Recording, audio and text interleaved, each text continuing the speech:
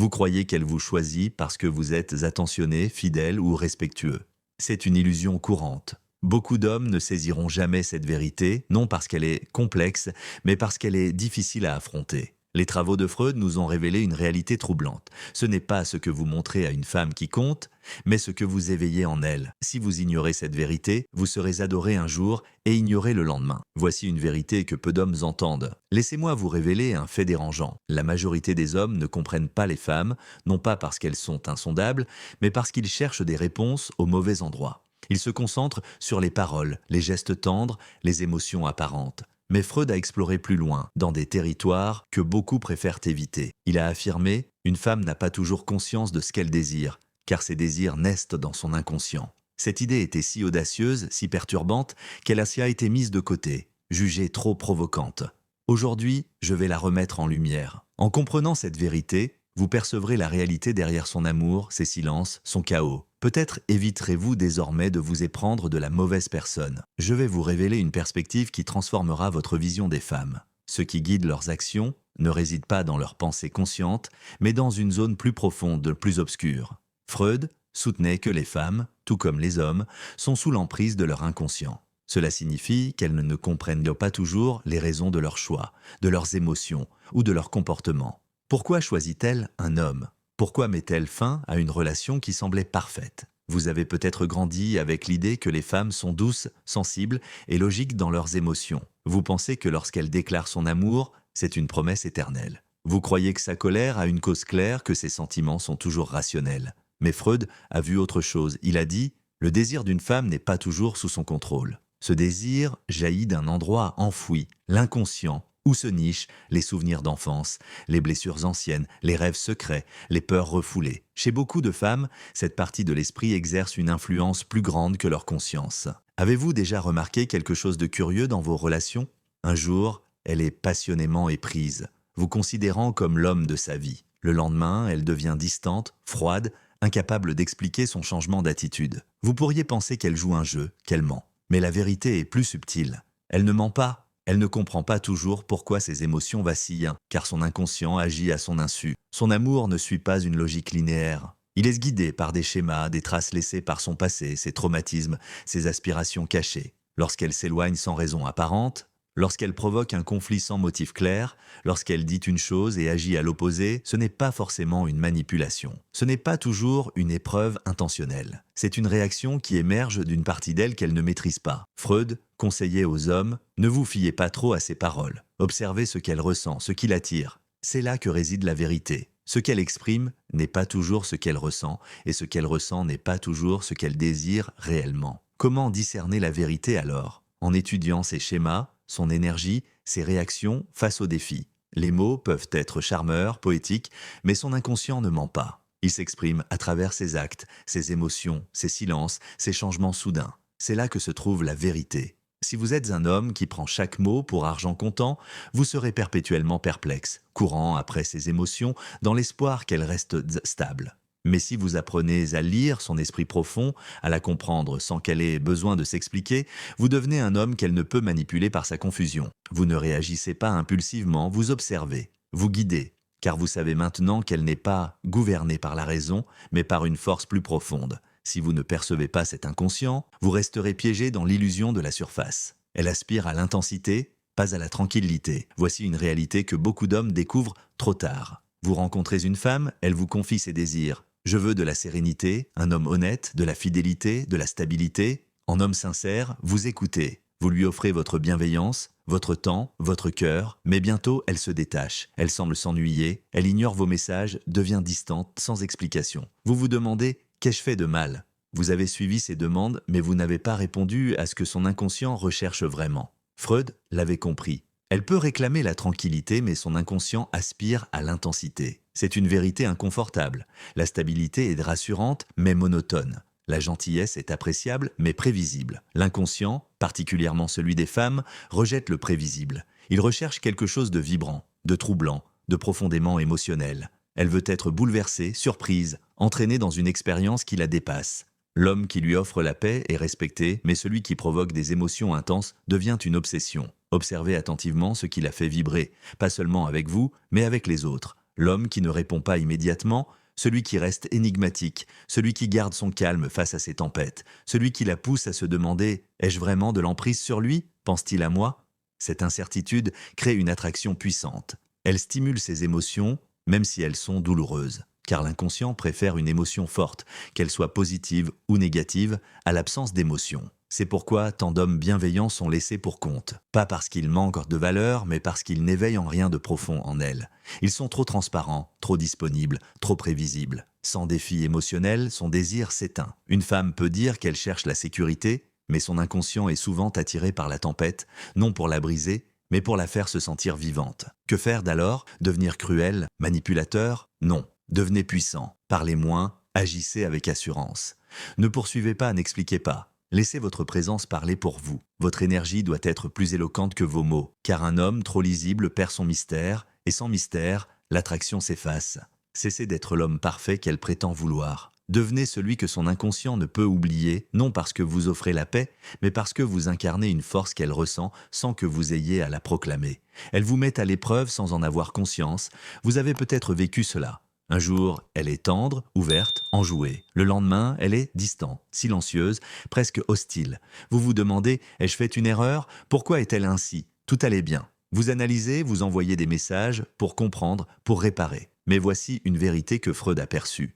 Elle ne sait pas toujours pourquoi elle vous teste. Ce n'est pas un plan calculé, c'est un mécanisme inconscient. Son esprit cherche quelque chose d'ancré, de solide, un homme qui reste ferme face à la pression. Quand elle provoque une dispute sans raison, quand elle vous blesse par ses paroles, quand elle semble indifférente, elle ne cherche pas à vous détruire. Elle teste votre force intérieure. Elle veut savoir, puis-je l'ébranler? Puis-je le faire réagir à mes humeurs? Puis-je le pousser à me courir après? Si vous cédez, si vous devenez émotif, si vous argumentez ou la poursuivez, elle perçoit une fragilité. Pas par méchanceté, mais parce qu'une part d'elle veut pouvoir compter sur vous. Pour cela, elle doit sentir votre stabilité émotionnelle, votre solidité mentale, votre capacité à guider. Elle se demande, cet homme peut-il être mon roc quand je suis en pleine tempête? Votre silence face à la pression est plus puissant que n'importe quelle réponse. Votre calme devient votre arme. Si elle pleure, restez posé. Si elle s'éloigne, laissez-lui de l'espace. Si elle tente de créer du drame, refusez d'entrer dans son jeu. Tenez bon, non pour la punir, mais pour lui prouver que vous êtes inébranlable. Quand elle réalise que vos émotions ne sont pas à sa merci,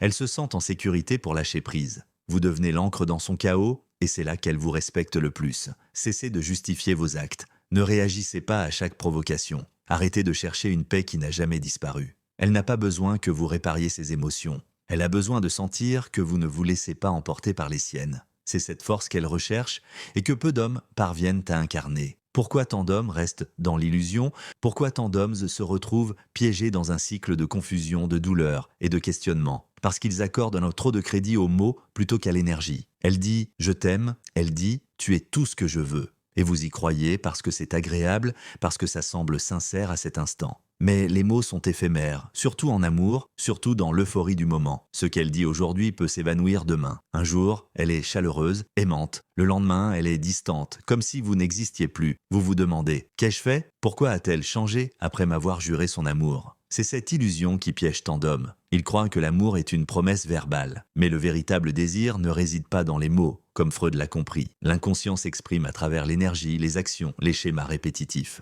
C'est pourquoi l'homme qu'elle dit adorer peut soudainement devenir insignifiant à ses yeux. Son inconscient est attiré par autre chose, une émotion intense, un mystère, un défi. Il recherche l'imprévisible, pas la routine. La présence, pas seulement des mots doux. Les hommes qui ne comprennent pas cela croient qu'en disant ou faisant les bonnes choses, ils la garderont. Mais Freud vous dirait, ne vous fiez pas seulement à ses paroles. Observez ses actes, ce qui l'attire. Si elle dit vouloir un homme stable, mais poursuit ceux qui la déstabilisent, ses actions révèlent de son vrai désir. Si elle dit chercher la paix mais crée du chaos, c'est son énergie qui parle. Cessez de croire chaque « je t'aime ». Regardez ce qu'elle fait quand elle est en colère, où elle va quand elle est perdue, quels hommes l'attirent. C'est là que son inconscient s'exprime. Et c'est là que vous trouverez la vérité. Quand vous comprenez cela, vous cessez d'être blessé par ces mots. Vous arrêtez de vous perdre dans ces changements d'humeur, vous devenez l'homme qui perçoit la dynamique cachée, celui qui ne court plus après des illusions. Vous devenez celui qu'elle ne peut ni manipuler, ni oublier. Comprendre sans juger, il ne s'agit pas de rejeter ou de blâmer les femmes pour leurs émotions ou leur complexité. Il s'agit de les voir telles qu'elles sont, sans vous perdre dans leur tempête. Trop d'hommes oscillent entre deux extrêmes. Soit ils se perdent à courir après ses humeurs, soit ils deviennent amers, pensant que les femmes de la Bible sont manipulatrices ou inconstantes. Mais la vérité est plus nuancée. Freud nous a appris que l'inconscient guide une grande partie de leur comportement, leurs sautes d'humeur, leurs attirances, leurs contradictions. Ce n'est pas toujours un choix conscient. C'est leur nature, souvent méconnue d'elle-même. Quand vous comprenez cela, vous cessez de prendre ces réactions personnellement. Quand elles s'éloignent, vous ne paniquez pas. Quand elles provoquent, vous ne ripostez pas par la colère. Quand elles vous blessent, vous ne cherchez pas à prouver votre valeur. Vous restez stable, ancré. Vous réalisez que ces tempêtes ne vous concernent pas toujours. Elles reflètent son passé, ses peurs, ses désirs enfouis. Et c'est là que votre pouvoir commence. La plupart des hommes réagissent, tentent de réparer ses émotions ou cherchent à la convaincre de leur valeur. Mais en comprenant son inconscient, vous vous libérez de ce besoin. Vous devenez l'homme qui observe son chaos sans s'y noyer. Celui qui ne plie pas face à ses tests, celui qui n'a pas besoin de se justifier à chaque dispute. Une femme ne respecte pas celui qui se perd dans ses émotions. Elle respecte celui qui reste calme, peu importe son humeur, elle suit celui qui guide sans chercher à la contrôler. Car lorsqu'un homme peut affronter sa tempête tout en restant ancré, elle se sent en sécurité pour baisser sa garde, pour s'ouvrir, pour faire confiance. Elle ne veut pas guider, elle veut se reposer sur vous. À notre époque, on dit aux femmes d'être fortes, de prendre les rênes, de tout contrôler. Mais au fond, beaucoup sont épuisés par ce rôle. Elles veulent pouvoir se relâcher, se sentir en sécurité, savoir qu'elles peuvent compter sur l'homme à leur côté. Mais cela n'est possible que si vous êtes solide, si vous ne courez pas après ses humeurs, si vous ne vous laissez pas emporter par ses émotions. Elle ne veut pas porter le poids émotionnel, elle veut que vous le portiez. Freud l'a dit, quand une femme peut enfin lâcher prise, elle trouve une paix qu'elle ignorait chercher. Cela n'arrive que si vous êtes plus fort que ces tempêtes intérieures. La plupart des hommes ne le comprennent pas. Elle ne suit pas un plan précis, mais une impulsion. Son inconscient guide ses choix, ses départs, ses retours. Si vous ne percevez pas ce mécanisme, vous serez déconcerté, blessé, trahi. Mais si vous apprenez à lire ses émotions comme des signaux, vous pourrez guider son cœur sans le forcer. Cessez de chercher son approbation. Ne pliez pas face à ses tests. Ne vous effondrez pas quand elle se montre distante. Car lorsque vous comprenez ce qui se passe sous la surface, vous arrêtez de vous plier à ses désirs changeants. Vous devenez l'homme qu'elle respecte, celui qu'elle suit. Non par des mots, mais par votre présence. Un dernier mot, on ne vous a jamais appris cette vérité, et ce n'est pas un hasard. On voulait vous garder dans la confusion, dans l'incertitude, toujours à la poursuite de quelque chose ou de quelqu'un, l'amour, la validation, l'attention. Un homme désorienté est facile à contrôler, mais quelque chose a changé. Vous commencez à voir clair, vous percevez les mécanismes cachés, les dynamiques sous-jacentes. Vous ne vous contentez plus des apparences, des mots doux ou des promesses. Vous avez appris à lire l'énergie, les silences, les actions. Maintenant, la question est, allez-vous oublier tout cela et retomber dans l'illusion? Reviendrez-vous à être l'homme qui réagit, qui espère, qui court après? Ou resterez-vous éveillé, poursuivant ce chemin de lucidité, devenant l'homme que rien n'ébranle? Car en comprenant son inconscient, ses contradictions, ses désirs cachés, vous cessez d'être manipulé par ses humeurs. Vous ne tombez plus dans ses pièges. Vous ne vous perdez plus dans ses tempêtes. Vous devenez l'encre, celui qui reste immobile, tandis que le monde s'agite. Et c'est là, mon ami, que votre véritable pouvoir commence. Vous n'êtes plus à la merci de son chaos.